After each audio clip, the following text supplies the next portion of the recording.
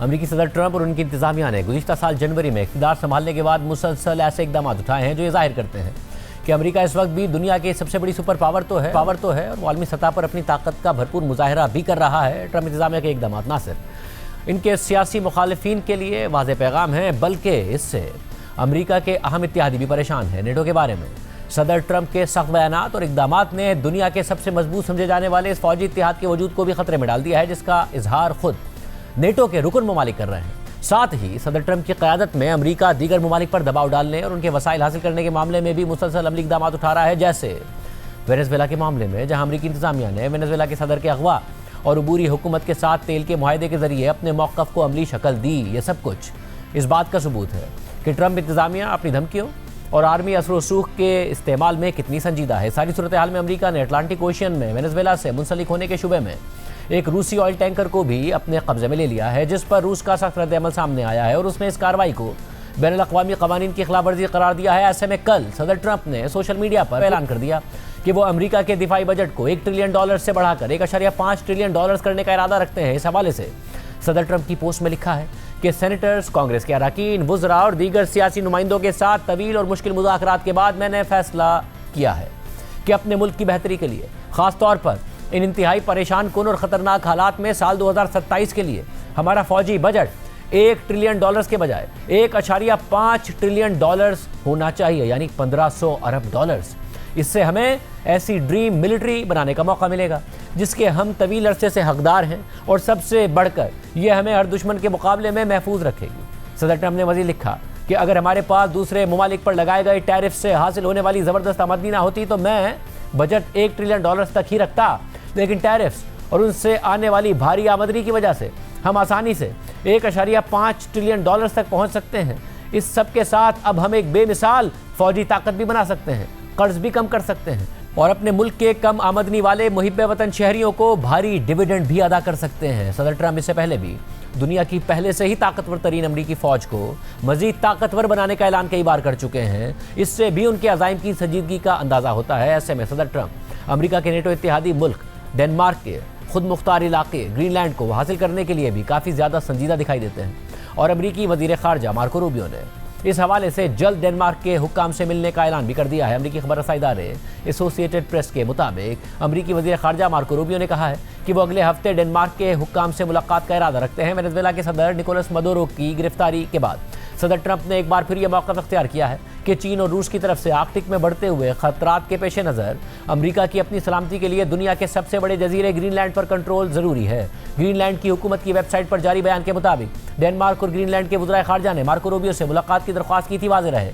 कि Marco Rubio ने अमरीकी कानून साजों के एक मुंतखब ग्रुप को बताया था कि ट्रंप इंतजामिया का ग्रीनलैंड को फौजी ताकत के जरिए हासिल करने के बजाय खरीदने का इरादा है। कल वाशिंगटन में सहाफ़ियों से बात करते हुए अमरीकी वज़ीर ख़ारजा मार्को रूबियो ने कहा कि ट्रंप अपने पहले दौरे सदारत से ही ग्रीनलैंड के हुसूल की बात करते आ रहे हैं। मार्को रूबियो ने मज़ीद कहा कि यह सदर ट्रंप का शुरू से ही इरादा रहा है और वो पहले अमरीकी सदर नहीं है जिन्होंने ऐसा सोचा हो कि हम ग्रीनलैंड को कैसे हासिल कर सकते हैं। सदर ट्रंप गुज़िश्ता साल इक़्तिदार में आने के बाद कई बार ग्रीनलैंड को हासिल करने की बात कर चुके हैं, और इस पर बरतानिया, फ्रांस और जर्मनी समेत 6 यूरोपीय ममालिक का बयान भी सामने आया था, और उन्होंने वाज़ेह किया था कि ग्रीनलैंड के मुस्तक़बिल का फैसला ग्रीनलैंड और डेनमार्क के लोगों पर छोड़ा जाना चाहिए। जबकि डेनमार्क की वज़ीर आज़म मेटे फ्रेडरिक्सन पहले ही ग्रीनलैंड पर अमेरिका के मुमकिन कब्जे के बारे में खबरदार कर चुकी हैं कि इससे नेटो इत्तेहाद को खतरा लाहक हो सकता है। इस सारी सूरत हाल में कल सदर ट्रंप ने नेटो इत्तेहाद के हवाले से एक अहम बयान देते हुए अपनी एक पोस्ट में लिखा कि नेटो के बड़े हामी याद रखें कि मेरे आने से पहले नेटो के बाकी ममालिक अपनी GDP का सिर्फ 2% खर्च करते थे और वो अपने ज़्यादातर बिल्स भी अदा नहीं कर रहे थे। अमेरिका बेवकूफ़ाना तौर पर उनकी अदायगियाँ कर रहा था। मैंने एहतराम के साथ उन्हें GDP का 5% खर्च करने तक पहुँचा दिया और अब वो फ़ौरन अदायगी भी करते हैं। सब कहते थे कि ये मुमकिन नहीं है, लेकिन ये मुमकिन हो गया क्योंकि सबसे बढ़कर वो सब मेरे दोस्त हैं। ट्रंप की पोस्ट में मज़ीद लिखा है कि मेरी मुदाखलत के बगैर आज रूस के पास पूरा यूक्रेन होता। ये भी याद रखें कि मैंने अकेले 8 जंगें ख़त्म की और नेटो के रुकन नॉर्वे ने अहमकाना तौर पर मुझे नोबेल इनाम ना देने का फ़ैसला कर लिया, लेकिन इससे भी कोई फ़र्क नहीं पड़ता। अहम बात यह है कि मैंने लाखों जानें बचाई। अमेरिका के बगैर रूस और चीन को नेटो का कोई खौफ नहीं है, और मुझे इस बात पर भी शक है कि अगर हमें वाकई ज़रूरत पड़ी तो नेटो हमारी मदद करेगा। सब खुशकिस्मत हैं कि मैंने अपनी पहली मुद्दत में अपनी फ़ौज को दोबारा मजबूत किया और अब भी कर रहा हूँ। हम हमेशा नेटो का साथ देने के लिए मौजूद होंगे, चाहे वो हमारे लिए मौजूद ना हो। चीन और रूस जिस मुल्क से डरते हैं और उसका एहतराम करते हैं वो डोनाल्ड ट्रंप की जानिब से दोबारा बनाया गया अमेरिका है। दूसरी जानिब कल अमेरिकी फोर्सेज ने आइसलैंड के करीब अटलांटिक ओशन में एक रूसी ऑयल टैंकर को अपने कब्जे में ले लिया है। रॉयटर्स की रिपोर्ट के मुताबिक कल अमेरिकी हुक्काम ने बताया कि अमेरिका ने रूसी परचम बरदार एक ऑयल टैंकर को कब्जे में ले लिया है, जिसका पीछा एक रूसी आबदोज कर रही थी। आइसलैंड के करीब अटलांटिक ओशन में ये कार्रवाई 2 हफ्तों से ज्यादा ताक़ुब के बाद की गई और ये अमेरिका की जानिब से वेनेजुएला की तेल बरामदात रोकने की कोशिशों का हिस्सा थी। रिपोर्ट में मजीद लिखा है कि ऐसा लगता है कि हालिया बरसों में यह पहला मौका है कि अमेरिकी फौज ने किसी रूसी परचम वाले जहाज को जब्त किया हो। मेरी नेरा नामी यह टैंकर जो पहले बेला 1 कहलाता था, इस कार्रवाई से पहले कैरेबियन में अमरीकी बहरी नाकाबंदी से बच निकलने में कामयाब हो गया था। एक्स पर एक पोस्ट में अमरीकी फौज के यूरोपीय कमांड ने कहा कि ट्रंप इंतजामिया ने अमरीकी पाबंदियों की खिलाफवर्जी पर इस जहाज को कब्जे में ले लिया है। रिपोर्ट में मजीद लिखा है कि 2 अमरीकी हुक्काम ने रॉयटर्स को बताया कि बुध की कार्रवाई अमरीकी फौज और अमरीकी कोस्ट गार्ड ने अंजाम दी। एक एहलकार के मुताबिक अमरीकी खुसूसी फोर्सेज ने इब्तिदा में टैंकर को अपने कब्जे में ले लिया, लेकिन बाद में वो इस जहाज से निकल गए और अब ये टैंकर अमरीकी कोस्ट गार्ड के कंट्रोल में है। अमरीकी हुक्काम ने मजीद बताया कि कार्रवाई के दौरान रूस के फौजी जहाज भी इसी इलाके में मौजूद थे, जिनमें एक रूसी आबदोज भी शामिल थी। ये वाज़ेह नहीं था कि ये रूसी जहाज कार्रवाई की जगह के कितने करीब थे, ताहम अमरीकी और रूसी फोर्सेस के दरमियान किसी तसादुम के कोई आसार सामने नहीं आए हैं।